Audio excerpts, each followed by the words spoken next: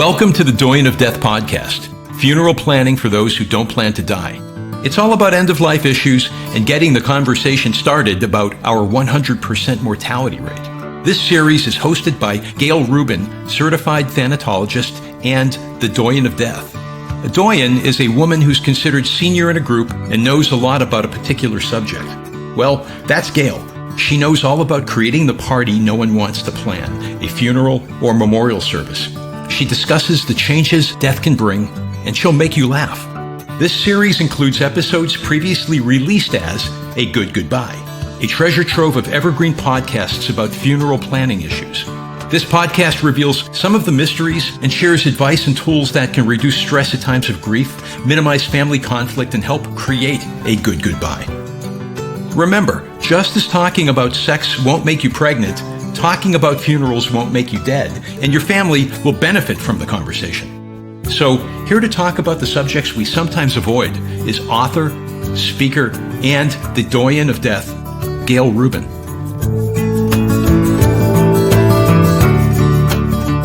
Welcome. This is part 2 of our 2-part episode. If you missed part 1, do yourself a favor and go back to listen. And now back to more with the Doyenne of Death.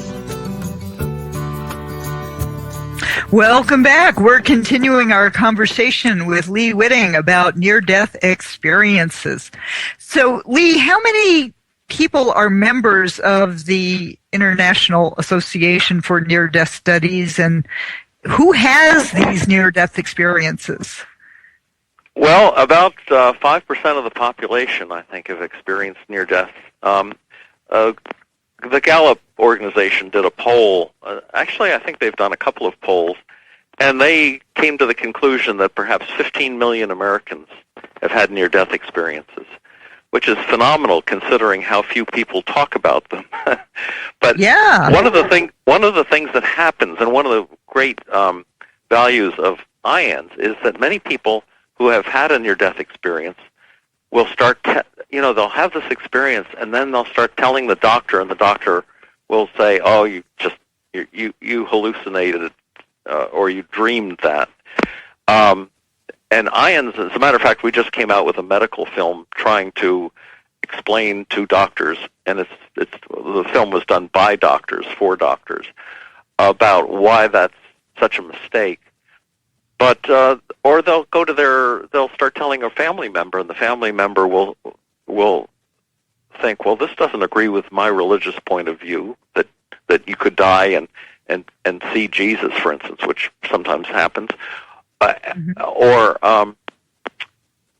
something that contradicts them completely. I mean, maybe they're Christian, but who knows? Maybe someone saw Buddha, something that would upset the family, and the family just shuts them right down. So we don't want to hear about that, or people will think you're crazy if you tell them that story. Well, this is perhaps the most profound experience of a person's life, and if they repress it, it's just such a waste, and they're denying something that is a very valuable gift, a wonderful gift that they should be telling people about, because the thing about a gift is you're supposed to share it with other people. And so I tell, I go around the hospital asking people if they've had an experience, and would they like to tell me about it, because I want them to start getting comfortable with the idea that people are interested in hearing about these things and can learn from these things. But I've had calls from people and emails from people who may be listening to my radio show, and they'll say, "I've never told anyone about this." One woman had her near-death experience in the 1950s and had never shared it before. She said she wrote the story down and put it in her safe, and it was going to be given to her kids when she died.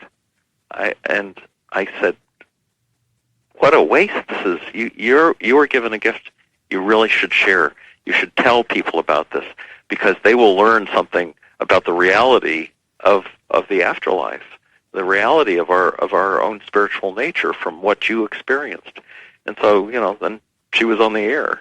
So this is the way, the thing has to open up, and I think it is opening up now, because you see TV shows about it. It's becoming more discussable, and So now people can, no matter what their relatives say about what they first hear, they have other people out there talking about their experiences. But if anyone has any reluctance or any curiosity about near-death experience, they should get in touch with the International Association for Near-Death Studies, and it's IANDS.org. They can find the website, read all kinds of stories about near-death experience, find out what's happening where there are meetings. You asked how many members we have. I think active members in the national are might be about 1,000 or 1,200, something like that. But we also have all through the country. There are 30 to 40 local organizations where people get together. People who've had near-death experience, but also people who are just interested in hearing the stories, and they meet perhaps monthly, and might have in somebody's home or in a church, and it's a way of talking about near-death experience and how these stories can be used, how they should be used.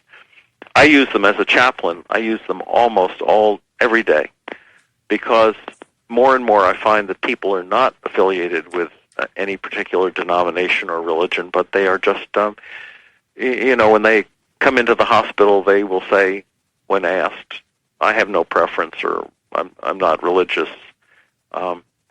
So when they're in trouble, health-wise, and suddenly they're thinking, I guess I'm not immortal, I guess my body is not immortal after all, and they want some sort of reassurance about what happens when we die, it's really, near-death experience stories are just wonderful for calming people and letting them know that this is a universal experience. It doesn't just happen to Christians or Jews or Buddhists or whatever. It happens universally for everyone. And one of the great things that's happening right now, Gail, if I can just say this, is that Pope Francis, in what he's teaching, is pretty much saying the same thing. He's not referring specifically to near-death experience, but he's saying if you are even an atheist and you have a good heart, he's saying, I'll see you on the other side. What a breakthrough this is for the Catholic Church. Oh, yeah, absolutely. So really, it seems like our religions that we've created, or, I guess humans create religion, but is sort of in conflict with spirituality sometimes. Well, I think what's happened is that the initial impulse to write a gospel or a prophecy in the Old Testament or the New, it comes out of a spiritual experience like a near-death experience. As I said, St. Paul probably learned a whole lot in his journey to the third heaven. These mystical experiences then get codified. They get read and interpreted by people who have not had mystical experiences, like the 3rd century church fathers who put the Bible together. They pick and choose what they want to hear and how they want to define it, and then all of a sudden you've got something that's not a living religion. It's set in concrete, and you will get quibbling over. I mean, why do we have so many denominations in Protestantism? It's because people have decided that if it's not a total immersion baptism, it doesn't count as a baptism. It's that sort of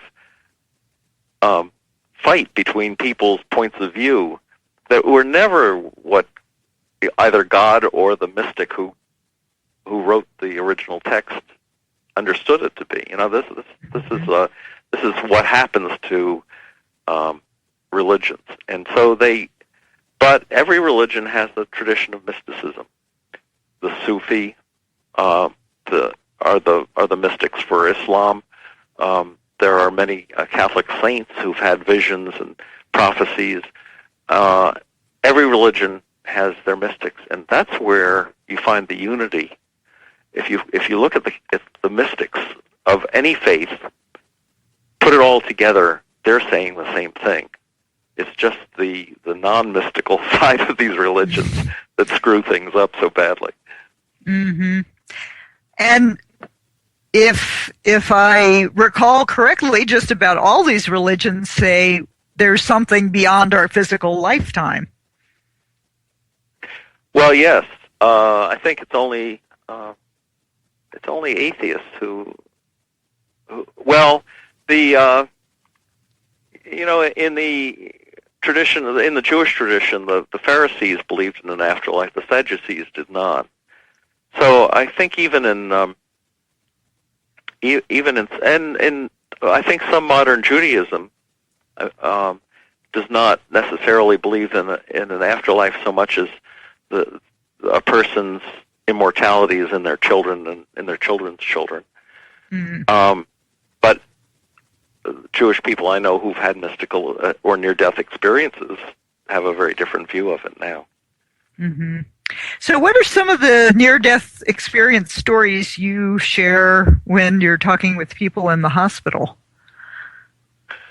Okay. Well, sometimes they're connected with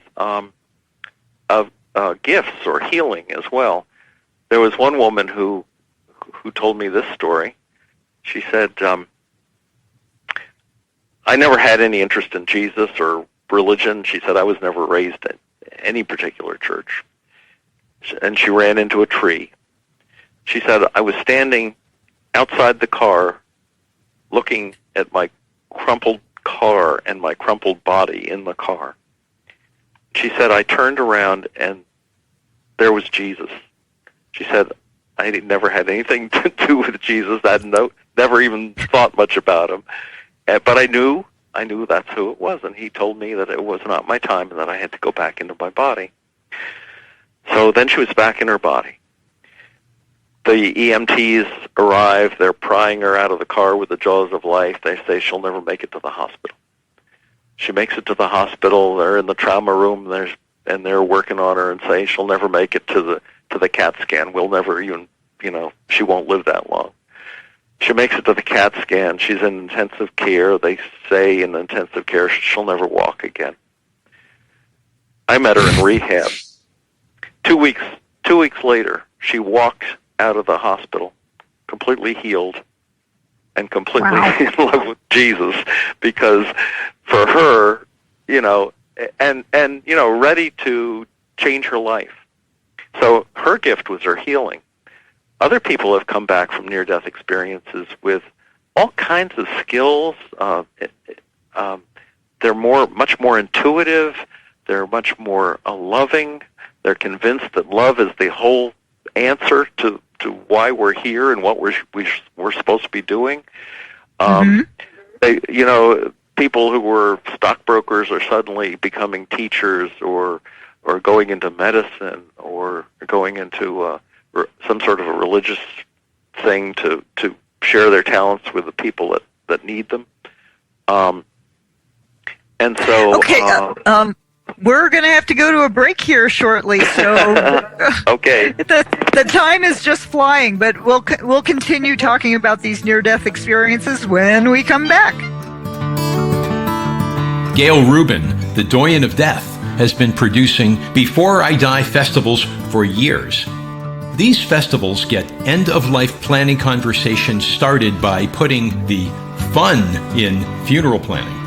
Outside-the-box activities break down barriers to discussing death and planning for our 100% mortality rate. And now, Gail has created the Before I Die Festival in a Box, the comprehensive guide to producing your own community festival. It includes everything you need to create a successful event: how to find sponsors, build a team, market the event, schedule speakers, topics for discussion, workshop ideas, and much, much more. To learn how to get your Before I Die Festival in a Box, visit beforeidiefestivals.com or call 505-265-7215.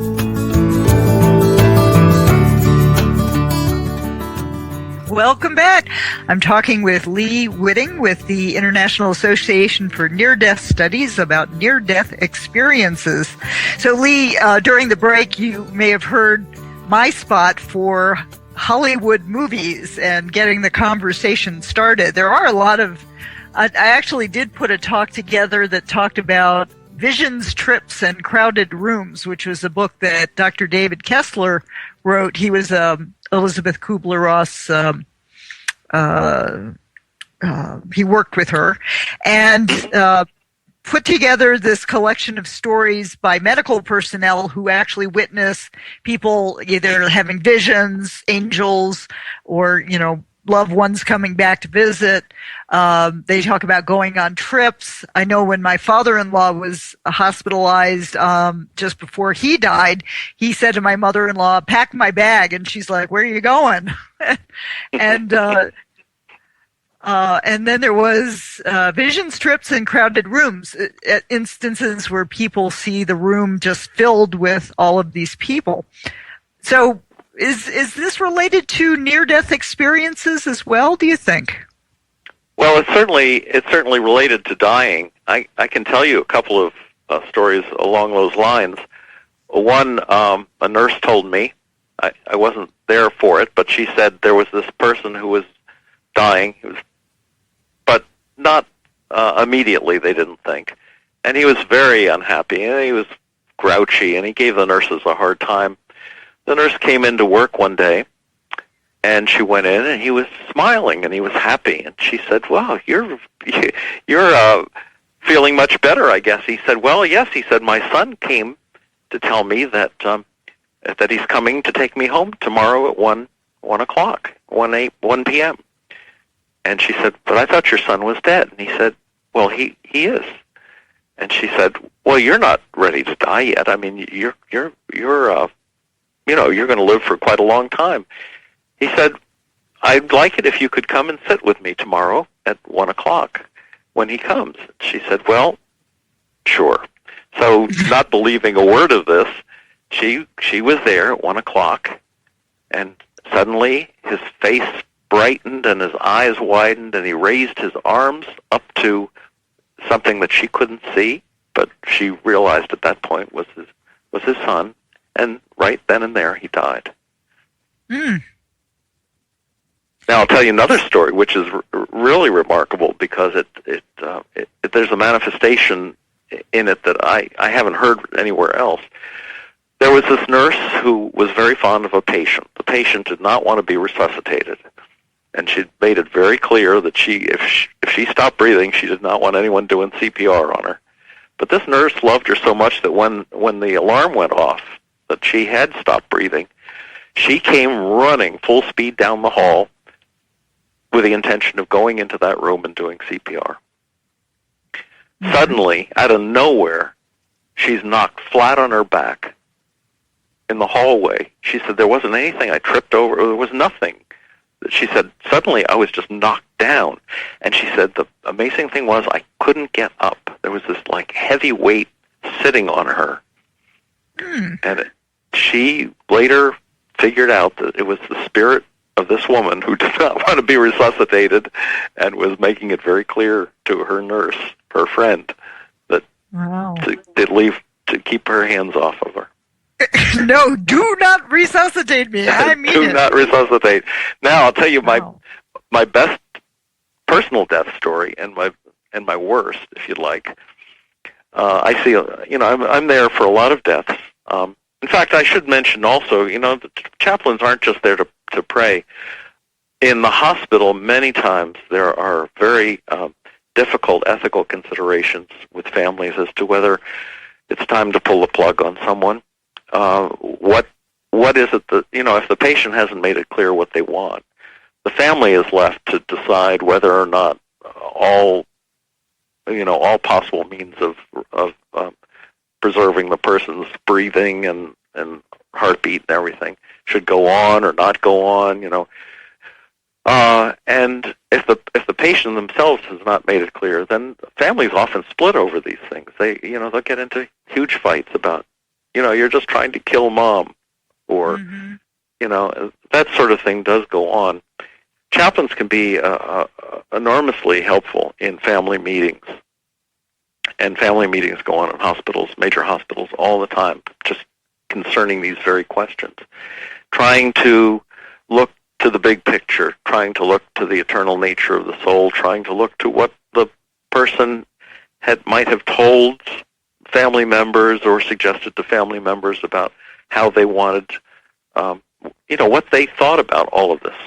And so doctors can do some of it, nurses can do some of it, and social workers can do some of it, but if you don't have that spiritual element in there as well, it becomes more complicated.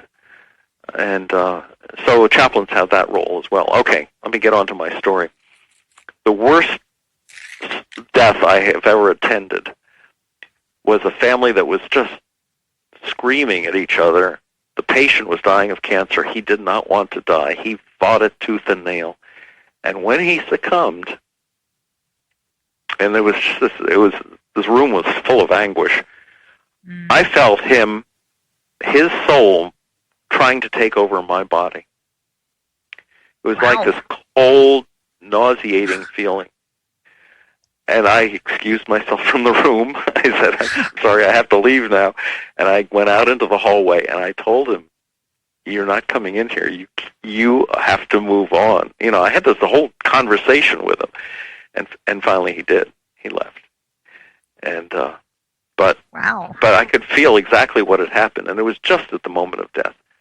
It was very, very interesting to me that there is this dark side, to death, as well as all the light and brightness and New Age hope that goes with the telling of most near-death experience stories.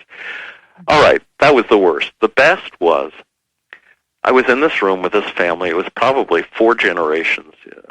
Grandfather was, or great-grandfather, depending on how you look at it, was dying. He was so loved. He must have been a wonderful man. And the whole family was there with him, and they were all saying, don't worry about us. We're going to be fine. You just go on. Grandma's waiting for you on the other side. They were so supportive. And when he died, it was almost like the room was filled with, I guess I have to call it an invisible golden light. It was like the love of God had just come down into that room and saturated it. It was like honey poured down. It was so amazing to me. I've never experienced that before or since. And but it was just such a blessed death. And so that can be the way people die as well. So there's such a range in this business of death. Okay, those are my 2 stories. Those are wonderful. I was actually there when my father-in-law died, and we had the whole family there. It was so interesting. It was peaceful, and of course we didn't want to see him go, but it was amazing to me to see the difference in the body. That once the spirit left the body, and I looked at the shell of what he was, it was not that wasn't him anymore. Mm-hmm. Because the essential nature of his essential nature had left, and that was just such an interesting before and after to see that, yes, that vital spirit that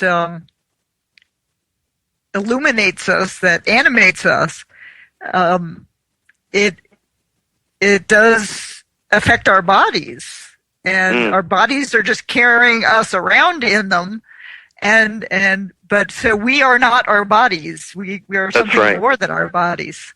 And our brains are not our consciousness. Our consciousness is something else.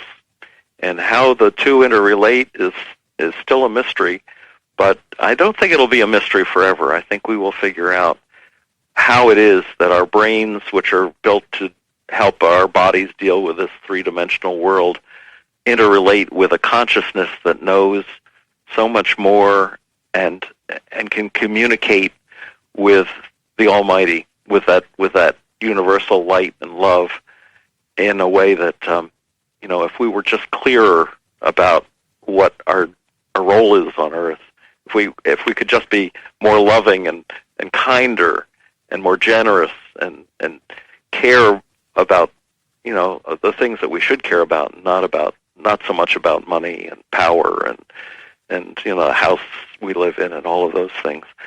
So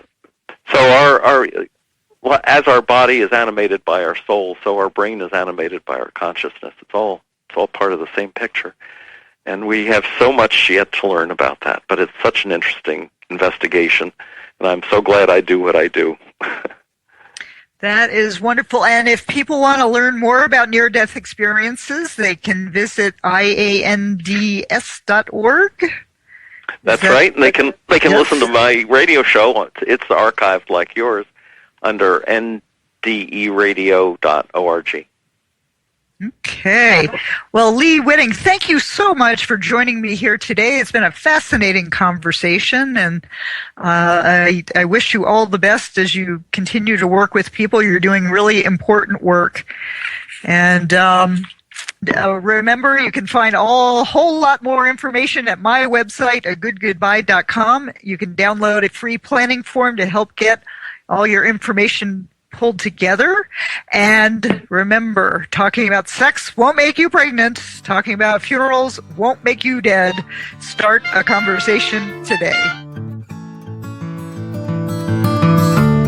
Gail Rubin, the Doyenne of Death, is the author of 3 award-winning books. In A Good Goodbye, Funeral Planning for Those Who Don't Plan to Die, learn how to save money, reduce family conflict, and minimize stress at a time of grief. Just as talking about sex won't make you pregnant, talking about funerals won't make you dead, and your family will benefit from the conversation. Kicking the Bucket List, 100 downsizing and organizing things to do before you die, brings a light touch to downsizing and organizing for end-of-life issues. And Hail and Farewell, Cremation Ceremonies, Templates and Tips, helps you easily create meaningful memorial services with sample scripts, suggested readings, and music recommendations. These fine books by Gail Rubin, The Doyenne of Death, are available on Amazon and wherever books are sold. For more information, visit agoodgoodbye.com. Thank you for joining us on the Doyenne of Death podcast. You can find episodes of this podcast and past episodes of A Good Goodbye with Gail Rubin on iTunes or wherever you listen to podcasts. For more information on Gail's work, visit agoodgoodbye.com.